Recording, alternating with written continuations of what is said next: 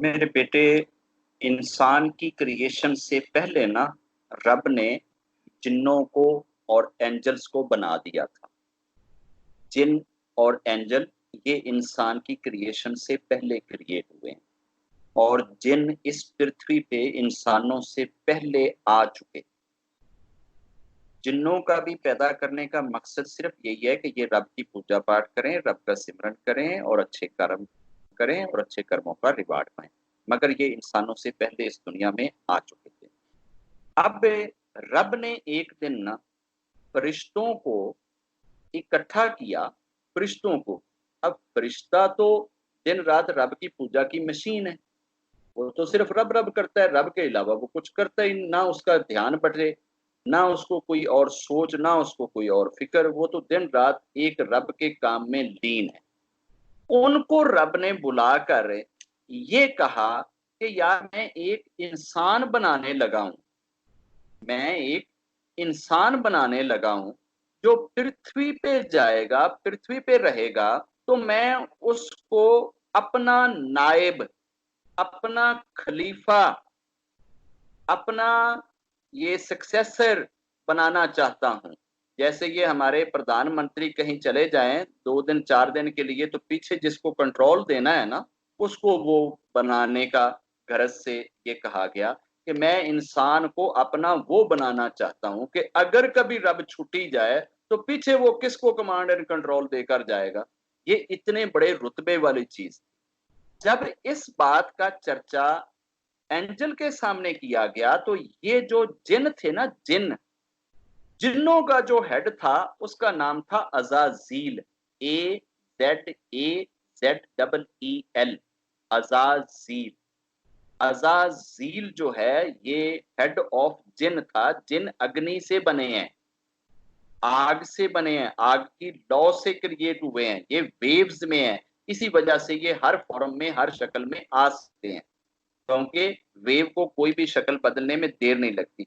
ये जो जिन है ये इतना बड़ा पुजारी था अजाजील है कि इसने इस पृथ्वी के ऊपर आके इतनी रब की पूजा करी, इतनी रब की पूजा करी कि इस पृथ्वी का कोई एक जर्रा ऐसा नहीं है कि जहां आप उंगली लगा के कहें कि यहां अजाजील ने पूजा नहीं करी, यहां अजाजील ने मत्था नहीं टेका। अजाजील ने इस पृथ्वी के एक एक इंच, क्या एक एक माइक्रो इंच पे रब को मत्था टेका हुआ है। इतनी इसने रब की पूजा करी, हजारों लाखों करोड़ों वर्ष अजाजील ने, इतनी इसकी पूजा थी। अब इसको, इस पूजा की वजह से रब ने इतनी ग्रेडिंग दी, रब ने इसके ऊपर इतनी ब्लेसिंग करी कि इसको जिन्नों से निकाल के इसको एंजल्स के अंदर शामिल कर दिया गया। ये जिन्नों में रहने की बजाय ये आकाश पे एंजल के साथ रहता था। जिन, जिन्नों का हेड था, लेकिन पूजा की वजह से, इबादत की वजह से ये बिल्कुल उस सिफ्त में चला गया जिस सिफ्त में एंजल होते हैं, क्योंकि एंजल भी दिन रात पूजा कर रहे हैं। और इसने भी पूजा की अखीर कर दी। इतनी पूजा करी, इतनी पूजा करी, इतना पाठ करा कि जमीन की कोई जगह ही ना छोड़ी जहां इसने मत्था ना टेका हो। तो रब ने इस पूजा के कारण इसको भी एंजल की साफ में खड़ा कर दिया, एंजल की लाइन में खड़ा। ये एंजल्स के अंदर जाके रहने लग गया। अब जब रब ने एंजल को इकट्ठा किया तो यकीनन अजाजील भी बीच में ही था। अजाजील अग्नि से बना हुआ है। और जब रब ने उनको बताया कि मैं एक इंसान को बनाने लगा हूं, तो तमाम एंजल ने ऑब्जेक्ट किया था। क्यों किया था? क्योंकि वो पृथ्वी के ऊपर पहले जिन्नों के करतूत देख चुके थे कि ये किस तरह की पॉलिटिक्स करते हैं, ये किस तरह के काम करते हैं, ये किस तरह एक दूसरे को काटते मारते और एक दूसरे के साथ लड़ते हैं, एक दूसरे के राइट मारते हैं, एक दूसरे के ऊपर जबर करते हैं, जुल्म करते हैं। ये सारी चीजें जिन्नों की वो एंजल देख चुके थे, एंजल्स को पता था। उन्होंने उस एक्सपीरियंस की बिना पे ये कहा कि रब्बा, हमें समझ नहीं आती कि हम जब इतने एंजल तेरी पूजा के लिए हैं, तेरा नाम जपने के लिए हैं, तेरी प्रेज करने के लिए हैं, तो फिर तूने भला इस इंसान को बना के क्या लेना? इस इंसान को तू किस लिए बनाएगा?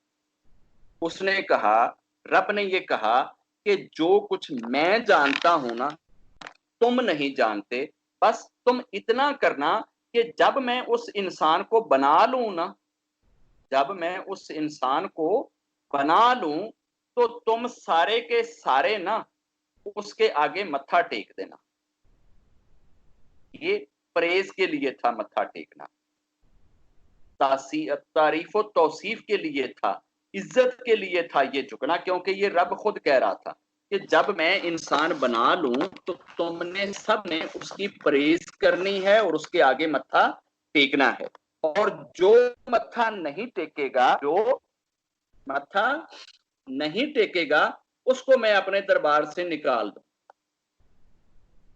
और मैं उसको अपने दरबार से निकाल दूंगा। अब ये जिस वक्त ये आदेश मिला ना, तो तमाम एंजल डर गए, तमाम एंजल डर गए कि यार कहीं वो नंबर मेरा ना लग जाए। ये जो अज़ाज़ील था, इसने चूंकि पूजा इतनी करी थी कि जिस तरह से इधर दुनिया में आप थोड़ा सा महीने के व्रत रख ले ना, तो आप बड़े कॉन्फिडेंस में आ जाते हैं। मैं तो यार पिछले 3 दिन तो व्रत रखी आ रहे हैं, मैं तो यार पिछले 6 महीने तो जनाब है यज्ञ की आ रहे हैं, मैनू तो 10 वर्ष हो गए ने हिमालय च बैठे नू। इंसान के अंदर अहंकार आ जाता है और इंसान ये समझता है कि अब मैंने तो कोई पहाड़ गिरा दिया है, मैं बहुत ऊंची चीज हूं, अब रब ने अगर पनिश करना भी हुआ तो किसी और को करेगा, मैनू थोड़ा करेगा, मैं तो रब रब इना किया है।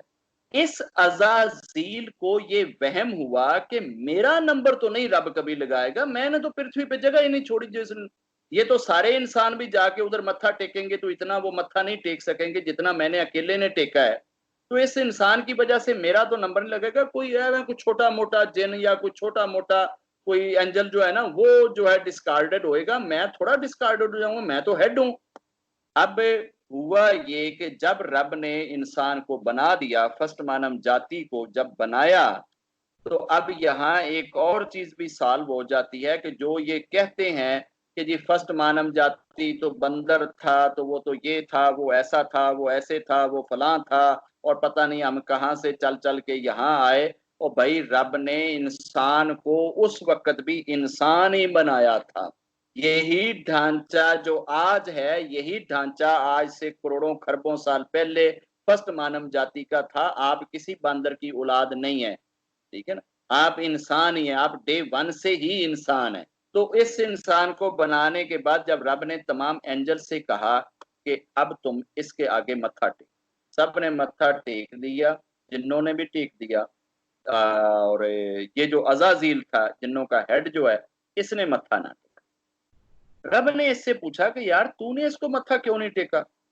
तो अजाजील ने पता है आगे से क्या आर्ग्यू किया था कि ये तो मट्टी से बनाया गया है, गारे से बनाया गया है, या पृथ्वी से मट्टी से बनाया गया था। अब इस इंसान के अंदर तो मट्टी भी गई, और अपना वायु भी गई, अग्नि भी गई, जल भी गया। ये सारी चीजें जो इस मट्टी के अंदर हैं, ये चारों भूत तो उधर गए थे। और उन चारों भूतों को देख के उसने ये कहा कि यार ये तो चारों भूतों से बनी हुई चीजें, मैं अकेले एक भूत से अग्नि से बना हूं। अग्नि हमेशा पवित्र होती है, ऊपर को उठती है, मट्टी तो नीचे को गिरती है, तो ये तो नीचे गिरने वाली चीज है।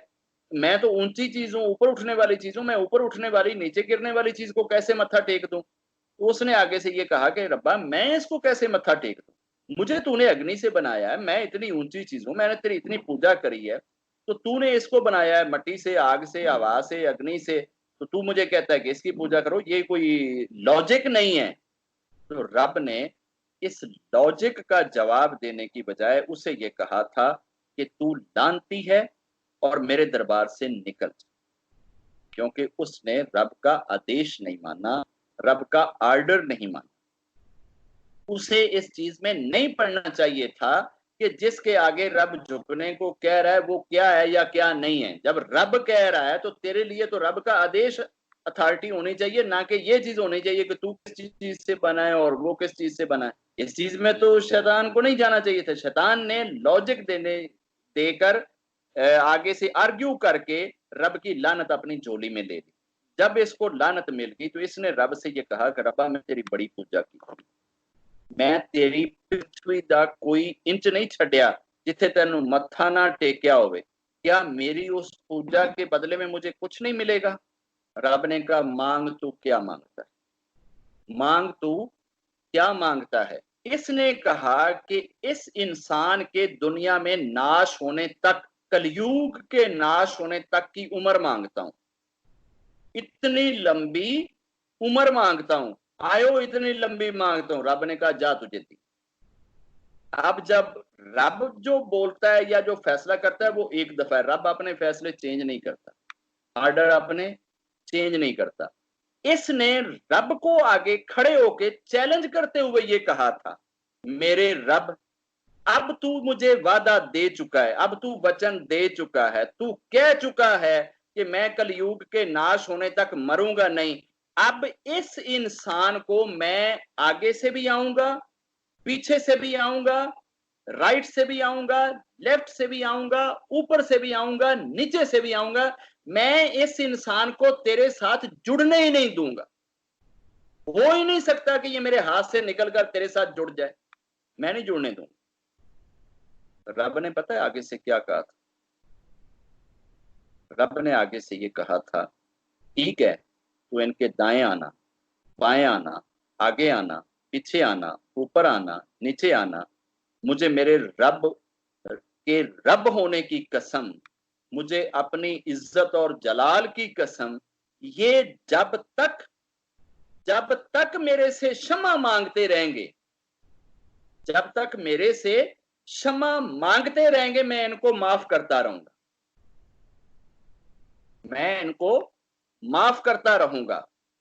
फिर उसने अगला चैलेंज किया, सैटन ने, अजाजील ने अगला चैलेंज किया। अगला चैलेंज इसने ये किया कि मेरे रब, मैं इनके ब्लड के अंदर, मैं इनके ब्लड के अंदर सोच से ज्यादा तेज दौड़ूंगा। सोच कितनी तेज है? दुनिया की सबसे तेज चीज सोच है, ख्याल है। जो 1 सेकंड के 1000वें हिस्से में आकाश तक, सत्या तक पहुंचता है, वो सिर्फ ख्याल है। अब इसने ये कहा कि मैं ख्याल से भी तेज इनके दिमाग में दौड़ूंगा, इतना फास्ट दौड़ूंगा कि इनका ख्याल और ध्यान मैं तेरी तरफ नहीं आने दूंगा, आगे कोई ना कोई पर्दा खड़ा कर दूंगा, तेरे साथ नहीं लगने दूंगा, तेरे साथ नहीं जुड़ने दूंगा। तो रब ने आगे से पता है क्या हल दिया था, क्या छूट दी थी? रब ने ये कहा था कि अगर ये एक सांस भी चैरिटी के साथ मुझे याद करके ले लेंगे ना, जिसमें सिर्फ इनको मैं याद आऊंगा, मेरी याद में ये एक सांस भी ले लेंगे ना, तो मैं इनकी बाकी सारी सांसें बख्श दूं। ये रब ने इस सैटन के साथ उस वक्त मकालमा किया था जबकि हमारे सबसे पहले लक्कड़ दादा जो फर्स्ट मानव जाति थे, वो आसमानों पे, सत्या पे क्रिएट हुए थे। अब ये जो अजाजील है, जिसको बाद में इबलीस कहा गया और इबलीस के बाद इसकी शरारतों की वजह से आज इसको शैतान कहा जाता है, सैटन कहा जाता है, ये वही अजाजील है जो हेड ऑफ जिन है, जिसने इस पृथ्वी के एक एक कोने में इबादत की हुई है। ये याद रखें कि अगर आप इतने बड़े भी पुजारी हैं कि आप जिन्नों के हेड की तरह जमीन पूरी भी अपने सजदों से, अपने माथे टेकने से भर दें, लेकिन फिर भी अगर आप रब के खिलाफ जाएं, रब के सामने आर्ग्यू करें या आकड़ें, तो रब आपको किक लगा के बाहर कर देगा। ये पूजा कोई आपके और रब के बीच में दीवार नहीं बनेगी, रब मालिक है। अब ये चीजें हमें वहां इस मकालमे से मिलती हैं। अब रहा यहां ये दुनिया में बात। अब दुनिया में आकर इंसान, रब सत्या पे बैठा है, इंसान दुनिया में बैठा है, इतना लंबा चौड़ा सफर नहीं कर सकता। इस लंबे चौड़े सफर को तय करने के लिए इंसान को रब ने ना सोच दी थी, ख्याल दिया था कि तू अपने ख्याल में तो मुझे बैठा लेगा ना यार। वहां तो रब ने हमें लाइव दर्शन दिए थे ना, जब हम सब आत्मिक शक्ल में थे, हम सब की आत्माएं बन गई, तो रब ने सारी आत्माओं को इकट्ठा करके रब ने पूछा था, ओए मैं ਤੁਹਾਡਾ रब हैगा या नहीं, ताकि उसे दुनिया ते जाके ਤੁਹਾਡਾ ख्याल ना टूटे, ਤੁਹਾਡੀ सोच ना टूटे, तुसी किते इनकारी ना हो जाओ। तो हम सब ने ये इकरार किया था, yes yes you are our God. हम ये कह कर आए हैं। इस वजह से हर इंसान के अंदर कहीं ना कहीं हिडन में गॉड होता है, छुपा हुआ है। है, सिर्फ उसको खंगालने की जरूरत है। अब इस वर्तमान में आकर हमें अपनी सोच को सिर्फ रब के साथ जोड़ना है, वो चाहे 1 सेकंड के लिए जुड़े।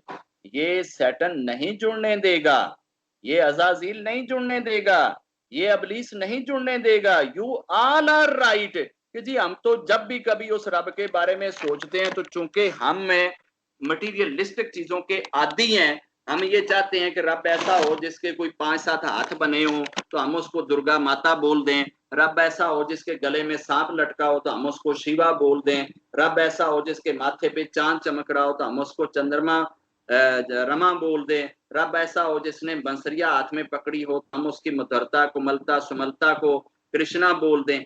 हम इन चीजों के आदी, ये चीजें हमें देता है सैटन, हमें देता है शैतान, क्योंकि वो हमारे गिर्द पर्दे डालता है और हमारी सोचों को बार बार रोकता है। इतनी स्पीड से रोकता है जितनी स्पीड से ख्याल इंसान में चलता है, उससे ज्यादा फास्ट वो दौड़ता है।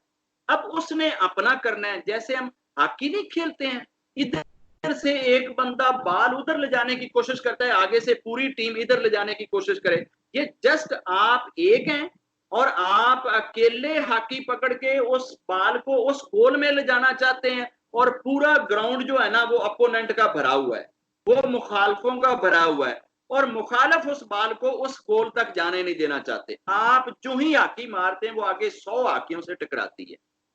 ये जो 100 हाकियां है ना, यही वो हाकियां जो हमें ये चाहती हैं कि आप किसी ना किसी तरह से ना कोई किसी ना किसी फॉरम में खुदा मान यार, ऐसे नहीं, कोई ना कोई उसकी बॉडी बना यार, ऐसे नहीं, कोई ना कोई यार उसका स्वरूप बना यार, ऐसे नहीं। और ये सारी चीजें हमें वो सैटन देता है, क्योंकि इसने उस वक्त करोड़ों अरबों खरबों साल पहले कहा था कि मैं इनके आगे से भी आऊंगा, पीछे से भी आऊंगा, राइट से भी आऊंगा, लेफ्ट से भी आऊंगा, ऊपर से भी आऊंगा, नीचे से, कोई दिशा छोड़ूंगा ही नहीं कि जिससे ये तेरे साथ जुड़े। अब एक दिशा ऐसी है जो इसको डिसीव करके चीट करके जाती है, वो आपके दिल से निकलने वाला प्यार है, वो सोच है जो आप अपने रब से जोड़ सकते हैं। आप जिस वक्त अपने दिल को रब से जोड़ते हैं, रब की याद में जब एक मर्तबा दिल धड़कता है तो वो जितने खून को पंप करेगा, उस खून के एक एक जर्रे से जो ख्याल जन्म लेगा, वो ख्याल जाकर सीधा ऊपर रब के साथ टकराएगा।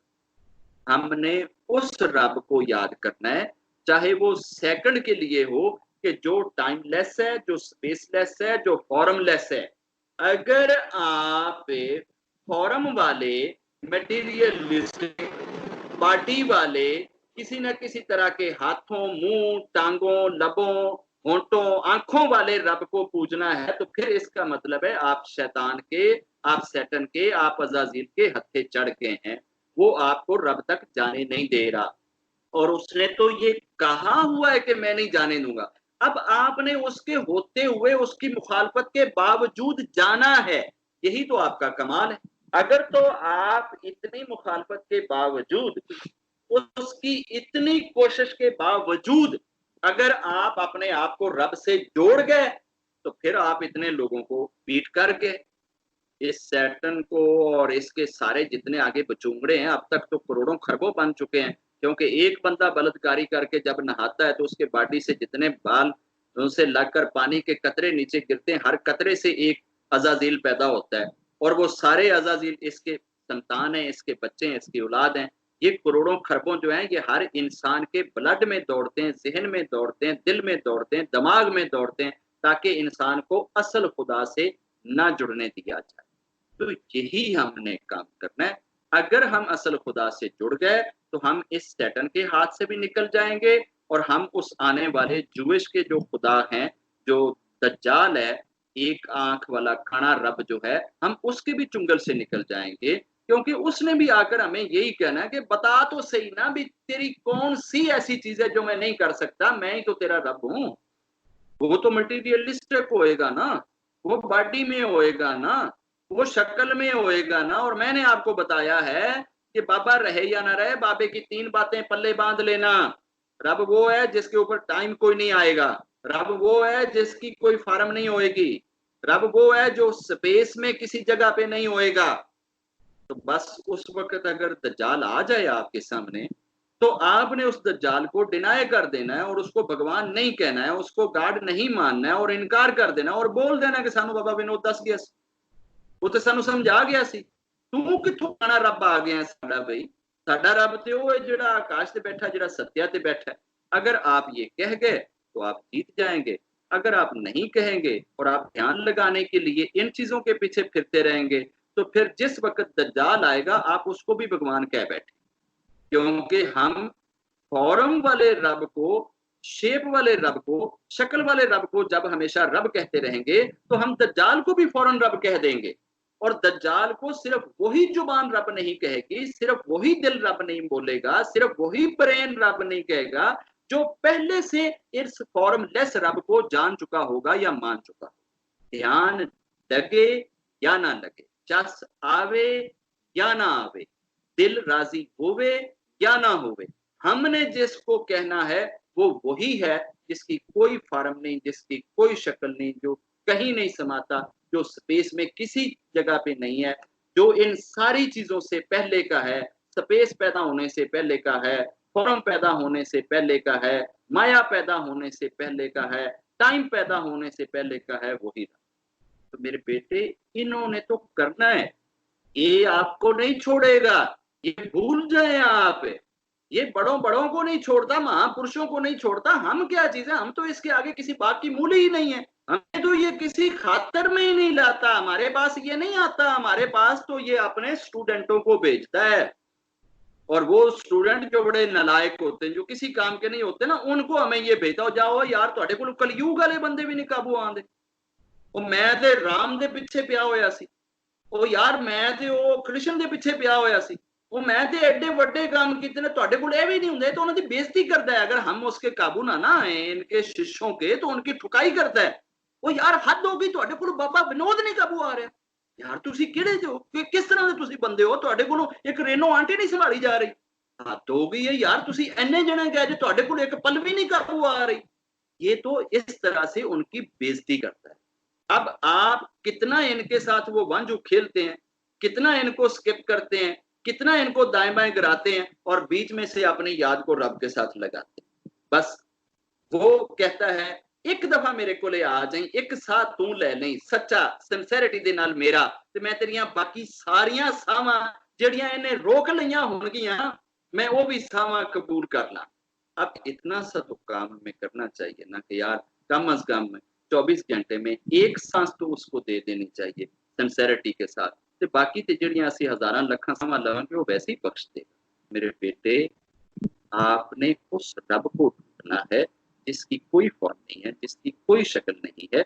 ये हमें जो बार बार ध्यान लगाने के लिए इन चीजों में डाल दिया जाता है, यही तो हमारी वीकनेस है। ये स्टार्ट में भी हमारी यही वीकनेस थी, हमारी यही कमजोरी थी। हमारे बड़ों ने भी जिस वक्त लोगों को कहा था रब के बारे में, तो उन्होंने भी यही स्यापा डाला था कि जी वो रब किधर है, दिखाओ जरा उधर, हम कैसे जाने जी, कौन है जी रब, वो किधर रहता है जी, क्या शक्ल है उसकी। उन्होंने कहा ठहरो फिर तुहानू कल एक शक्ल वाला दिखावांगे। वो ऐसा दिखाया, अज तक असीं उस रफड़े चों नहीं निकल सकते। इसलिए इस रफड़े विचों निकलने की कोशिश करो। इस रफड़े में उलझे रहोगे तो फिर आप सैटन के जाल में फंस जाएंगे, और उसका जाल इतना मजबूत है कि एक दफा आपके हाथ अगर काबू आ गए, फिर आप जितना मर्जी कोशिश करते रहें, वो सलाखें आपको बाहर नहीं निकलने देंगी। इन सलाखों को तोड़ लो, तोड़ लो, तोड़ लो। दज्जाल के आने का टाइम है, और ये विनोद जो दुनिया को बातें बता रहा है, ये बड़े काम आने वाली। अगर आपकी जिंदगी जैसे मर्जी गुजर गई है, अगर दज्जाल को एक दफा इनकार कर दिया कि तू हमारा भगवान नहीं हो सकता, तू हमारा गॉड नहीं हो सकता, सारी जिंदगी सफल हो जाएगी, काम बन जाएगा, आप सीधे स्वर्ग में जाए। जे तुसी ओनू लिया मन, उन्हें चुक के तुहानू स्वर्ग जे सुटना है, ते सीधे नरक विच जाओ। जे इनकार करोगे तो उन्हें चुक के कत्ल करके सीधा नरक से सुटना है, तुसी सीधे स्वर्ग विच जाओ। बस यही उसके आगे एक छोटी सी नाखन जितनी दीवार खड़ी करने के लिए बाबा विनोद आया है, कि ताकि अपने देश को, दुनिया को, इंसानों को मैं उस दज्जाल के आने वाले खतरे से आगाह कर दूं, और उनको पहले से उस सच्चे और सुच्चे और रियल और असली रब का पता दे दूं, ताकि इनकी आंखें, इनके ध्यान, इनका दिल कहीं धोखा ना खा। मेरे बेटे इन धोखों से बचना, इन फ्रॉडों से बचना, इन चीजों से बचना, इससे निकाल कर अपने आप को प्योरिटी के मार्ग पे डालें और उस रब के साथ में। जय